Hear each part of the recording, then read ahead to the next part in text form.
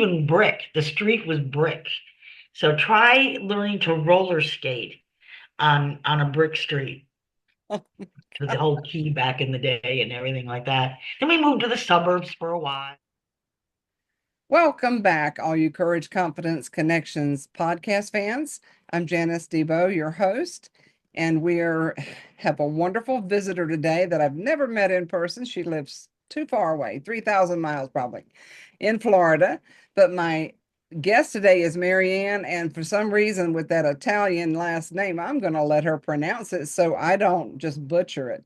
Welcome, Thank you, Janice. And it's pronounced Cipressy. just like it looks. Well, okay. It's okay. It's hard to say. And I know it's Italian. Yes, it is. I love that. I love that.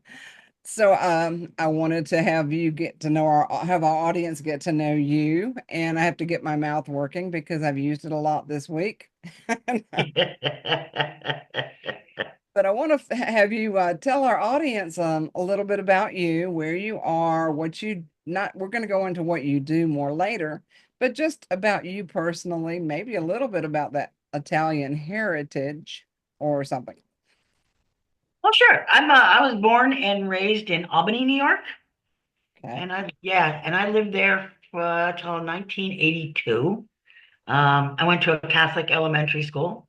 If that wasn't enough, that's the Italian. That wasn't enough. I had to go to a Catholic college, but I did get public school in between. So I refer to myself as a recovering Catholic because once you've been raised in that environment, it doesn't always stick. We'll just leave it like that. So I'm more spiritual now than necessarily religious.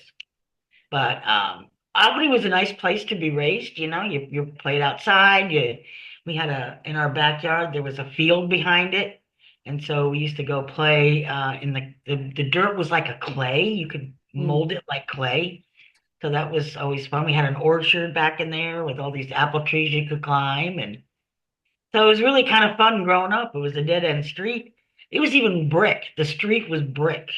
So try learning to roller skate on a brick street with the whole key back in the day and everything like that. Then we moved to the suburbs for a while, and so I went to college to be a physical therapy assistant, and I did that for 6 years in New York.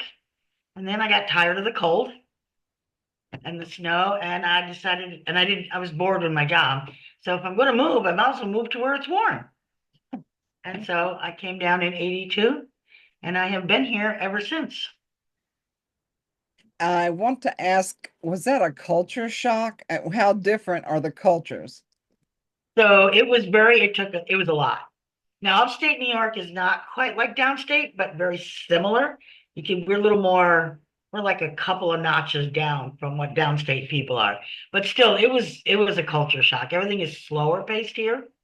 So Mm. I used to joke and say, well, I can slow down half my pace and still outwork everybody here. The way they look at things is very different. Oh. It's not that it's good or bad, but it's just different. Mm. And of course, when you come down, the first thing you do is you start going to the beach. Now, up in New York, people would mistake me for Greek or some such thing. So they'd ask, are you Greek? I go, no, I'm Puerto Rican. I can't do that down here when I would get tan because it was a Hispanic population. So I would get so tan that people would come up to me and start speaking Spanish. And then I worked in a hospital at the time, and one of my patients kept asking me, "Why don't you know your native language?" Thinking I was Spanish. And not. I said, I don't know it because I'm Italian. I said, I don't know any Spanish. So I would get confused a lot, for which was different. I mean, I've never had anybody approach me in a grocery store and just start talking to me out of the blue. But people were friendlier down here than they were in New York at the time. So yeah, it was a bit. Oh yeah, I can imagine because you've got a lot more you got a larger variety of cultures in Florida. And now it's even more so than back then. I can imagine. I can imagine. That's real. Those are funny stories. I have to back up to the brick road, the brick Oh, street, because you don't see those. I don't know if I've ever actually, well, I have, but it was in a village that was built back in the 1700s or something. So I have, but not that anybody ever lived on because it turned out to be a kind of a historic place. But that's wild. we used to, the sidewalks were fine, but there was one neighbor who had a driveway. And so the driveway would be flat and then it would dip down and go flat and then dip down into the street. Oh So it man. was kind of fun to roller skate down their driveway until you hit the bricks and it was boop, boop, boop, boop, boop, boop. Riding the bike was the same thing. Oh my, that is so wild. I've never Yep. been to upstate New York. I've been to the city and I wasn't impressed. Once was enough. I'm good with that. I can say I've been there, done that. I like to visit it because I like the electric feeling that it has, but it gets old. Yeah. And I love the Broadway plays. Oh, I like live performances, mhm. any kind of live performance.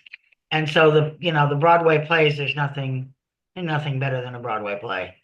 Well, I got stuck in the city. I went there for a kind of like an honorary convention. You had to win the trip. And I was there with a lot of people with the same company. We were right on Fourth Avenue. Is it, wait a minute, Fourth Avenue. Fifth Avenue is the famous one. So Right. we were on Fourth Avenue, so we were only one block away. But we landed, and the next day, a blizzard. Oh, joy. It was a nor'easter, and of course, they must have gotten a bargain basement price in March to send us to New York City. but uh, but it was cool, and I got to see and it was off Broadway, but it was one street over. Cats. I got to see Cats, and I love that. Oh, I got to see Cats on Broadway. I saw probably the two most famous one was Cats and Les Miserables. I got the oh God, that was we were Oh, third row center. So when you're that close, oh my God, it pulled you right in. They would open their mouth to sing, and I would start bawling. oh. It is still my all-time favorite show. I saw that in North Carolina. I got to go to a lot of off Broadway, different troops and everything. But I went to Riverdance twice, and that is phenomenal too. But I do love the plays, the live plays, and I did manage to get pretty close to some of them. Now, Riverdance, you didn't want to be too close in case they came off the stage. Flying at you. But it's really fun. Now, do you have that? Sounds like you're a fan of the arts. Do you have that option where you are now to go to off Broadway? So they have a dinner theater here, Hmm. and a lot of the times the show are kind of local type performances, but they brought the the road version of Chicago. So these guys are a little more professional. Um, and that was awesome. So I got to see that. But I do go maybe once or twice a year, depending on what's there. They do a great murder mystery dinner theater every July. So we get a bunch of the ladies together and we go do that. I Oh, actually won. I actually guessed the last time I went who the murderer was. And so I won free tickets to the next coming show. So that was kind of fun. oh, that's great.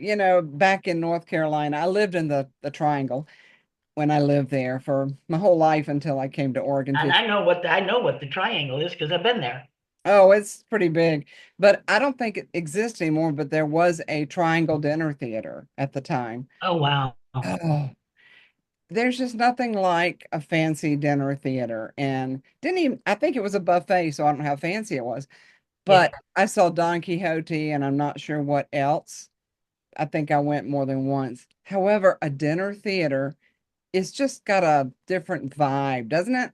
Yes, it does. And this does have a buffet. And now what they've added is like four or five entrees on the weekends, and you have your choice. You still get the salad, part of the buffet, but Mhm. you can pick one of these entrees and for the same price. So if I'm going to spend $90 for a dinner theater, I'm going to take the prime rib over the buffet any day. Uh, okay, that's kind of a no-brainer. Yeah, I and it's will. good prime rib. Oh gosh, glad I had a little something to eat before we got on our podcast here. Talking about food. I know that is fantastic. I had no idea, and I've known you for a while. We've gotten to know each other through business and such. And I'm so delighted to have you on here. And you have such a nice collection of the most unique collection of ducks.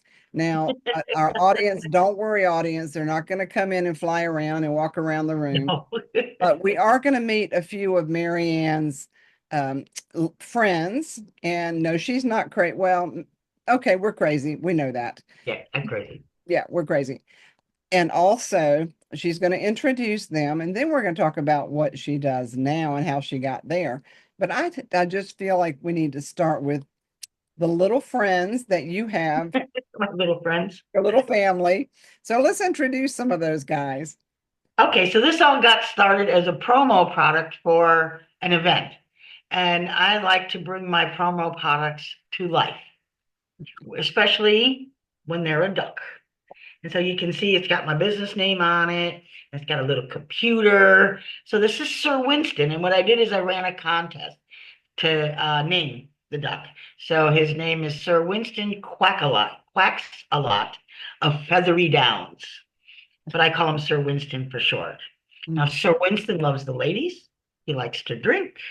mm. He likes to meet famous people. And Oh, he just discovered his newest love, and that is fast cars. He likes fast cars, Porsches and Thunderbirds, and all those Lamborghinis, anything like that. That's his newest hobby. That just recently happened. oh, So yeah. So Sir Winston actually is married, despite the fact that he likes to have um, lady friends. So this is his wife. This is Rosie, but she goes by the name Sophie. And they've had little babies who have now flown the coop. oh, I see. They had 8 little babies at one point. And then so what happened was and this will probably come out a little bit later, but some friends decided that I needed to have a duck collection. Now, most of these ducks that I am showing you, I did not buy. Mm, I bought some of them that are my favorite football team ones, but some of these others I'm going to show you were all given to me, and I have 83 ducks, by the way. right. But I'm Oh, just gonna sorry, hi. I'm just gonna reach and get these because these sit on my desk. So we have a Dolly Parton like one. Oh, she's Isn't adorable. she cute? She is so cute. This is like my homage to singers. We have Prince. Oh, and he's got on his purple glasses. Yep. Very cute, Prince. And we have Elton John. We love Sir Elton John, don't Yep. we? Oh, and he's got his keyboard and he's just rocking. Yep. Oh, and then I didn't show you this one before. This one of my clients, they have a big touch a truck event every year where the kids come and climb on trucks. And so their little gimmick is they have Optimus Prime come and he does the videos for the sponsors and all this stuff. And then Optimus Prime is there. So of course I have to have an Optimus Prime duck. Wow, that's great. That's Yes, those are I keep these on my desk because they're kind of my favorites, you oh, know. that's fantastic. Oh my goodness. And I was privileged to, I didn't, he's over on another place, another table. But Sir Winston's cousin, Sir Winston, came all the way from Yep. Florida to Oregon, and he's keeping company with a little ruby bird. So no babies yet. They're It's like a whole storyline I now do on Facebook yeah. uh, with it, Uh-huh. It- just to have fun. Oh This yeah, is my newest one I got at an event. that's a tiny one. Yes, Yeah. He hasn't made it over to the. I have a huge bookcase now just to hold all my little tchotchkes. Because if it's not ducks, it's my Buffalo Bill stuff. Oh my. Yeah, it's like my little home away from home here. So Oh, it's like you got to have your toys, right? We're kids. We're kids at heart. So why not express it? You know? absolutely. I totally agree. As a matter of fact, one of my clients is in Scotland and she's collected a couple of Angus bulls. And she sent, well, there are different names, but mine is actually called, his name is Angus. He came all the way from Scotland. Wow. So you're getting a collection of like little tchotchkes from all over. Yes, and he's a lot bigger, so I keep him in a different spot from the ducks because I don't know what he'll do. You don't want to hurt the little duckies. I know she knew I loved she has one she calls Hugo, and he's her mascot for her business. She's a travel agent or travel tour guide. Tour guide. If you ever want to go to Scotland, anybody, we'll hook you up. Or Florida, Marianne's, I'm getting people all over. So that's fantastic. Well, now let's move forward to your life now, since we know that you're Italian and you came from New York. Let's talk about Florida. Now, I know you dodged a few hurricanes down there since I met you, and probably long before. Can you talk a little bit about what it's like to live in an area that is so subject to potential threats like that all the time? Sure. Yeah. I mean, when I came down here back in 80s, 90s and so on, they would kind of cruise by this area, or they'd be out in the Gulf and they would hit north, or they'd be on the, but it wasn't until Charlie, which was at 2004, that was the first one that hit this area. And it came on shore in an area called Punta Gorda, which is about 35 minutes north of where I am. However, where I was living at the time was about 2 miles from the river, and they were saying the eye of the hurricane may go up the river. Mm, So when it comes to hurricanes, the closer you are to the eye, the worse things are. And I know when they show them on television, they show this wide area that's all green, but a lot of the times the worst part of the storm is, it can be a 10, 20 mile radius. And then after that, you get like tropical storm kind mm, of thing. So yeah, I actually evacuated for that one, just to ride the storm out. And then I came back the next day. I was without power yeah, about a day, about 24 hours, yeah, which isn't too bad. Uh, no, that's the worst part, is not having power. yeah. So it gets very disruptive. Hmm. After that, there was Wilma, and then we were good until Irma. Oh, wow. When Irma came, I was more east. So there's the interstate, and I'm on the other side of the interstate. Everything's higher, and you're further away from the Gulf. Mm, But Irma came up through the center of the state. So the eye of Irma actually went over where I was living at the time. Yeah. But luckily, we were on what they call the good side. So hmm, the worst side was further east than I was. So we got tropical storm kind of weather. hmm. Um, Branches came down, trash cans kind of blew over. So it wasn't, the worst was not having power for 3 days. Yeah. I have lived through that with Charlie. I think Charlie, oh, there was I lived in central North Carolina, but frequently you never know where these things are going to come. I've seen them barrel right through the state and the eye of the storm goes right in the middle of the state. If you do your prep, um, you can get through it. Having a generator helps. If you have a house, having a generator helps. That is, I have no place to store anything like that. But luckily, I have friends that if I needed to stay with, I could. You know, um, That's great. that's really is the worst part of it. Then the hit to the economy comes after that. Ian really, that was a direct hit. Ian was nasty. It totally destroyed the tourist area, the beach and Sanibel, and it is still not recovered. And it'll be 3 years this fall since that area that Yeah. happened. And Mm, then there was the two last year, Helene and Milton, which didn't affect me at all. I didn't even get wind and rain. Um, yeah. Helene was bad to the Carolinas and Tennessee, and yeah, it was bad to the home state for me. Thankfully, I don't know anybody that didn't make it, but there were a lot that didn't. So yeah. yeah, so that's an interrupter for business for you, but let's move forward to your business now because I think you're in an industry that has, I mean, gazillion competition out there. There's just no limit to people that do what you do. It's Right. and of course I'm sitting in a chair going, yeah, that's true for coaches too. It seems like everybody's a coach or everybody builds websites or everybody does SEO or now I want to talk about the nature of what you do and how you set yourself apart because you help other people do that. Yes. So I do own I call it a boutique marketing agency because we work one-on-one with our clients. Mm-hmm. And so we do the traditional, we do the websites and the SEO and manage social media, email marketing. What makes us a little different is it's all strategy based and it's based on what your goals are, what it is you want to achieve.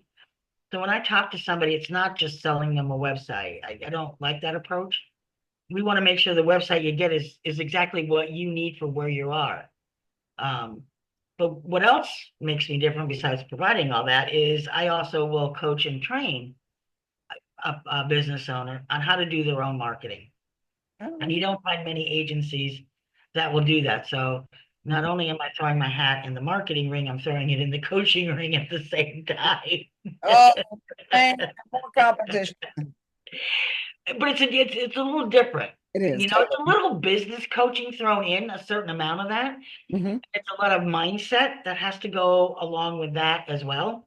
Because what I have found in coaching people on their marketing is that if they don't have the right mindset, they're not gonna follow through in what they need to do.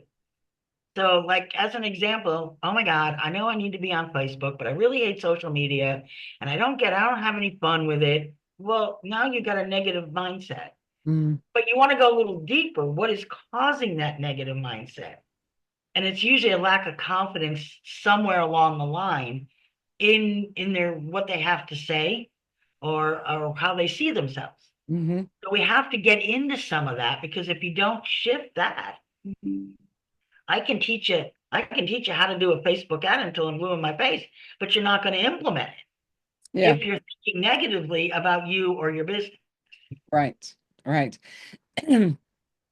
That brings up a point I've been kind of chewing on in the last, actually mostly this morning, but a little bit yesterday.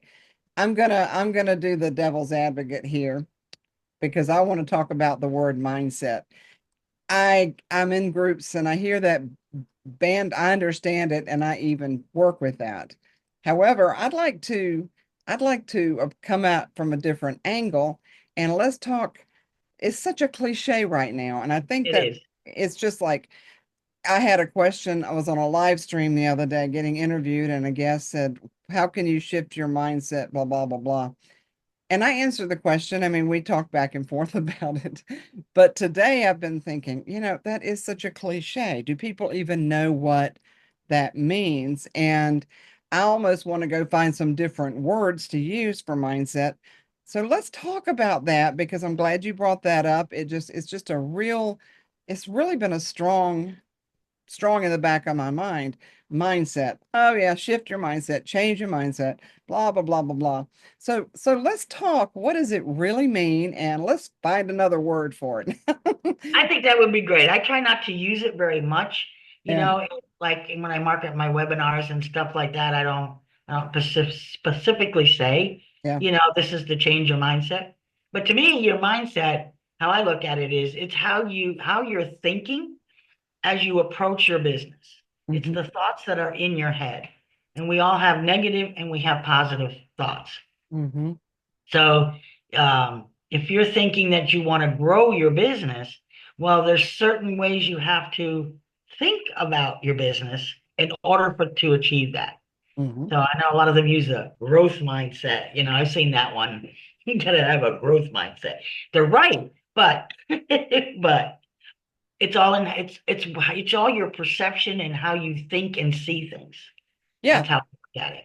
Yeah, yeah, it's really, I don't know why, but this morning it was just nagging at me, probably because this conversation was coming and and I understand it, but do people when we say you got to shift your mindset, what is like people are probably doing the deer in the headlights, like, what does that even mean?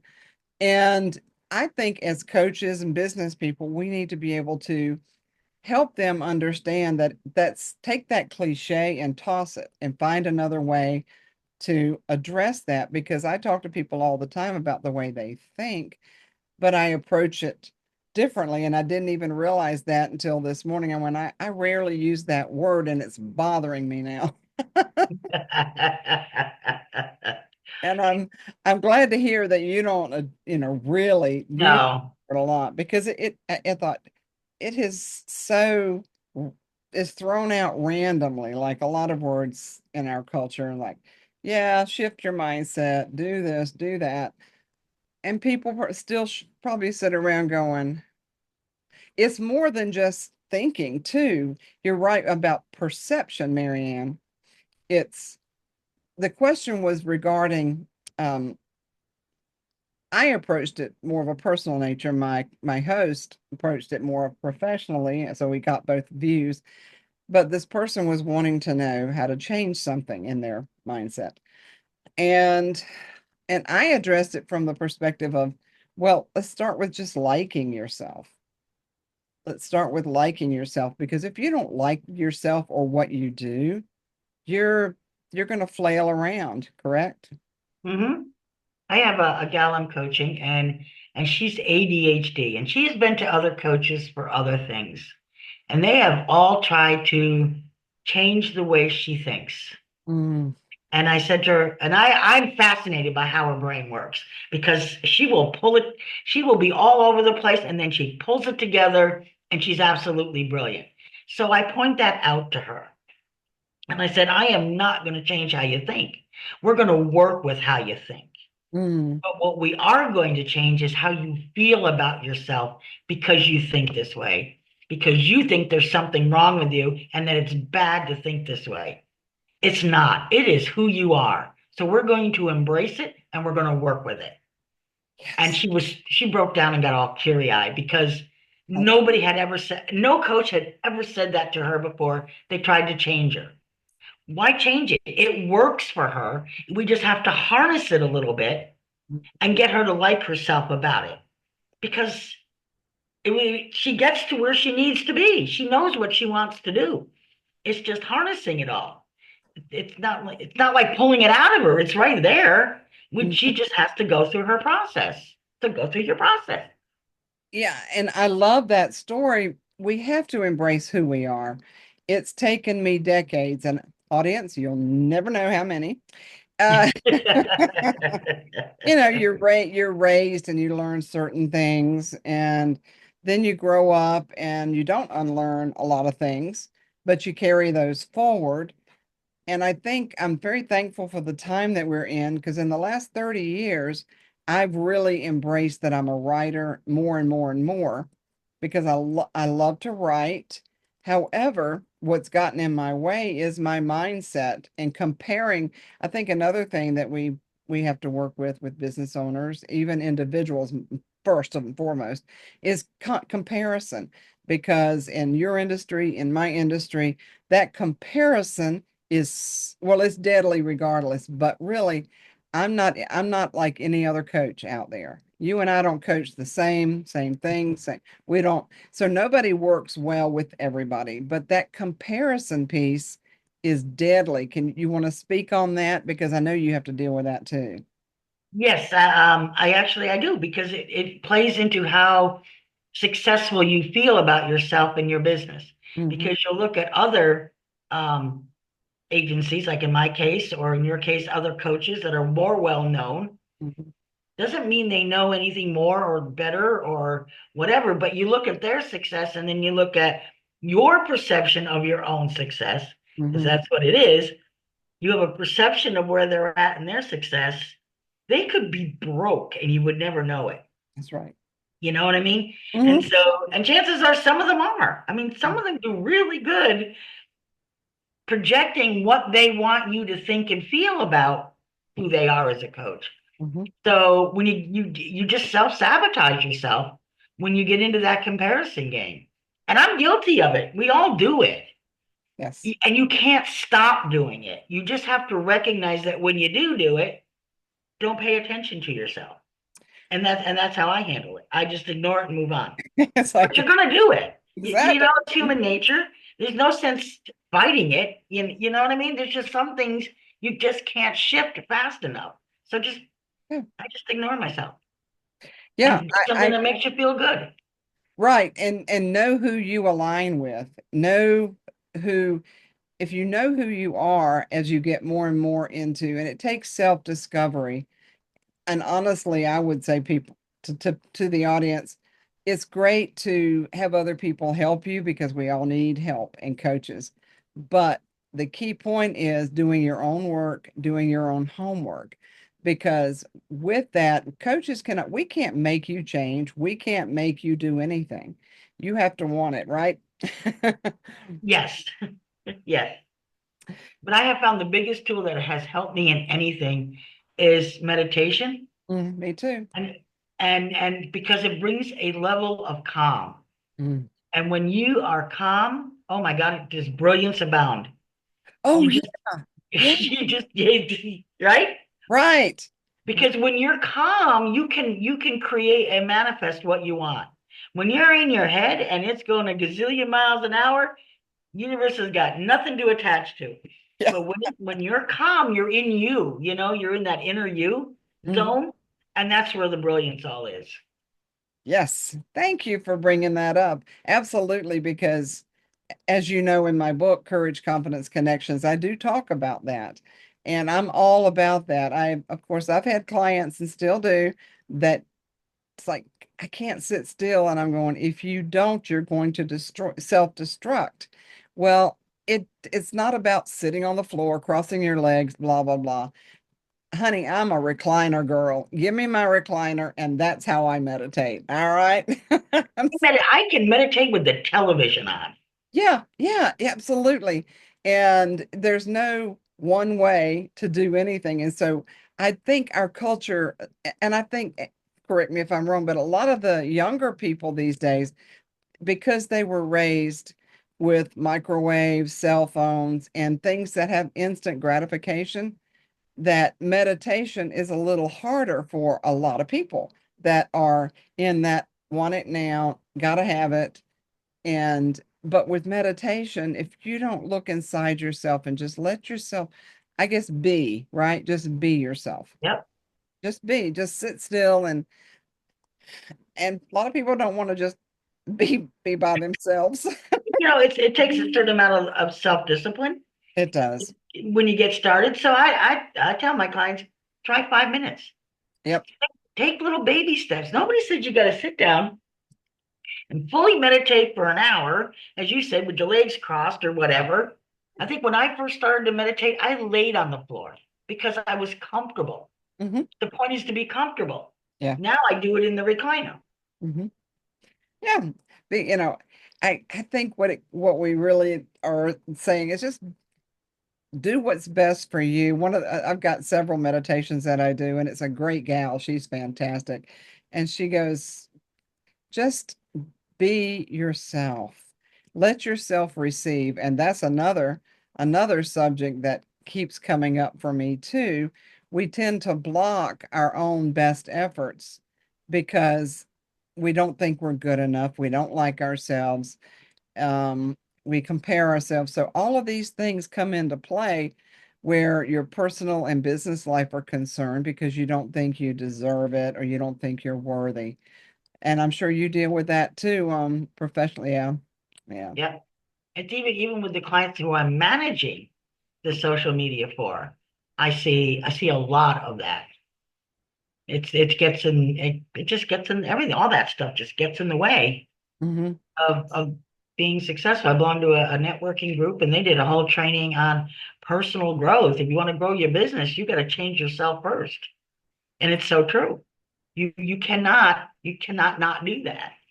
No, that's a double entendre, but Yeah, well, not that. but I like the way it sounds. Yeah, just take the message. Yeah. Yeah, it's true. And in business today, it's shifted so much from when I started, when you started. It's not the same world yet. Mhm. It's we've got more opportunity and more potential than ever. Yet as we age, and I don't know if you experience this, but as we age, a lot of the big stuff doesn't matter as much. We just want to be content and free financially, have that freedom to enjoy our lives, like go to the dinner theater. We swing back around to the fun, have our ducks and eat them too. No, we don't eat the ducks. Sorry, guys. Um, but Your priorities change. they really do, They Marianne. really do. And, it's kind of freeing because I have had this attitude for a while where I just don't care. And I know it sounds terrible, No. but you don't care what somebody thinks about you. Mm-mm. I do my service the best I can. If you don't like it and you're going to badmouth me, go do it. I don't care. Because at the end of the day, you don't sign my paycheck. Mhm. At the end of the day, those that want to believe those things, it's not for me. That's right. You just focus on your own zone of Mhm. genius, I think some people call it. You just focus there. And if you're calm, none of that, it just a whole different world opens up for you where those things just they don't have an impact, Right. you know? Yeah, I do indeed. As- you ought to write a book too. I mean, I've started my memoirs, but not the easiest thing I've ever done, let me tell you. However, the life lessons and the things you learn from, the things, the troubles that you've been through. Call them speed bumps, potholes. That one comes to mind from a blog I wrote. And the things that are seemingly bad at the time, and they can be, you've got to take the learning. You've got to learn the lesson. And, but I think having that peace of mind and that happiness, enjoying what you do, and also another big thing that came up in that live stream I did, we were talking about was all about being relational, because that's when my whole career changed, was when I understood, and I was very relational, but I didn't understand it in business because I'd been trained by the fathers of sales and marketing. That's we won't say names, but they were men, masculine, and that technique was, you know, here. Transactional. Oh, thank you. Yes, I'll get there. Yeah, it was transactional instead of relational. And when I changed that, everything changed. Absolutely everything. Because as business people, I know that you will agree with this. You've got to focus more on the other person, and you know, you can listen, write down what they're saying. However, if you're not listening, really, what's that person like? Get to know the person, because and some people won't let you in, some people won't care about, and then you work with them on that level. However, if your heart is saying, I just want to get to know that, that's why I love doing these podcasts, because I want to know the person behind Exactly. Exactly. behind. Yeah. Because, if before I do business with someone or someone does business with me, I want to get to know them. Well, there's a saying, you do business with people you know, like, and trust, you Yeah. know? Yeah. And that's what I say about my marketing is I help build that know, like, and trust factor online. And which is a totally different approach, Yeah. than post and buy my stuff because people aren't on social media to buy stuff. Mm-mm. They're on there to take action, but they're not there necessarily to buy stuff. Yeah. I think we're coming down to just be yourself, Hmm. get to know people, and really, Marianne's fantastic at what she does. I can speak from personal experience, so I give kudos on that. Very attentive to her clients, very attentive. And unlike people I have used in the past where it was a hands-off approach, this gal is hands-on. Oh, yeah. It's all hands-on deck when she's in business with you. I can say that it's just working with you was such a pleasure and a privilege because you saw me through last summer's nightmare. I wish I could have helped you more, but but I'm glad it's resolved and now you've been able to move forward because that's really what it's about. See, and I love that too. You care more about me and how I proceed versus, oh, I lost the business. No, no, I don't even I, think. No, it was just we try to help and we try to help. That's how yeah, I look. That's the approach I take. and yeah, and What that's do you need help with, and what do I have to offer that can help you? mhm, And if I have it, I fine. And if I don't, well, maybe there's somebody else I know that does. You know? exactly. Yeah. And we're both like that, referring out. If I Nobody does it all, so we might as No. let's collaborate and work together. That's what we do. And But that group that we met through doesn't even exist anymore. Those ladies went on to, I don't know if you knew that, but they went on to something else. Those two ladies, I got a sense of that. I only from not seeing them anymore. Yeah. yeah, they didn't really announce it very clearly, but I was like, all of a sudden, it's like, where's the emails? Where's the group stuff? And I went and looked, and I was like, well, isn't that something? They Mhm. built all this trust up, right? They did. And then you go in a different direction and don't tell it. Yeah, Just I was a little disappeared. disappointed, to be honest. Yeah, yeah. I don't like doing things like that. I keep a lot of my personal life out of the social media limelight and I think that's a good thing but I like to be transparent where it's appropriate. And I know Yeah, that's a principle in your nature, in the nature of your business. yes, The transparency has to be within reason. yes. I don't put my personal out there at all. Well, now the ducks would say otherwise. Well, yes, they would. Oh, so what I want you to do is before we wrap this up is any words of wisdom, little shameless self-promotion, whatever you want to say before we close up shop here. Actually, I'm starting to do some master classes and some workshops. Mhm. Master classes are free, the workshops are not, on being authentic in your marketing, where we address these things that we actually happen to talk about. I thought, well, that's really interesting. All that negative self-talk and comparison and things like that. So if they go to teachmesocial.net, you can sign up for my emails, which is the easiest thing to do. Sign up for my emails, and then you'll get all my emails on that. And I'm always blogging about these kind of things and stuff. I have free ebooks and all that. But I think my workshop's coming up May 8th, I believe. It's not on the website yet. Um, then that's only going to be like $27. Nice. I'm trying to keep it affordable Hmm. for everybody. And then if you want to email me, it's Cipressy at whatsupswfl.net. And that's the other, what's up Southwest Florida is the other side of my business. But I'm focusing more on the Teach Me Social because I have more fun with that. Yeah, well, that's fantastic. And all of your information will be available at the end of the podcast and in on the YouTube and on my website. Right. We're gonna put her everywhere we can, and I'm sure she'll be sharing this as well. Oh, absolutely. But this has been so much fun. I didn't expect the conversation to go the direction it did, but I'm really glad it did. And I like the fact that you don't pigeonhole it in with questions and stuff. It's just like, let's see where it goes. Mhm. And those are my favorite kind of shows to do. Yay! Well, we'll have you back later. But for now, Mary Ann Cipressy, thank you for joining us. Well, thank And you, Queen Janice. I appreciate it. oh, and maybe before we sign off, let's say a farewell to your friends there. Oh, my little friend, Mr. Yeah, Sir Winston, the infamous Sir Winston. there he is, Sir Winston. There we go. Behave yourself, little guy. Oh, you'll be buying Lamborghinis next. So,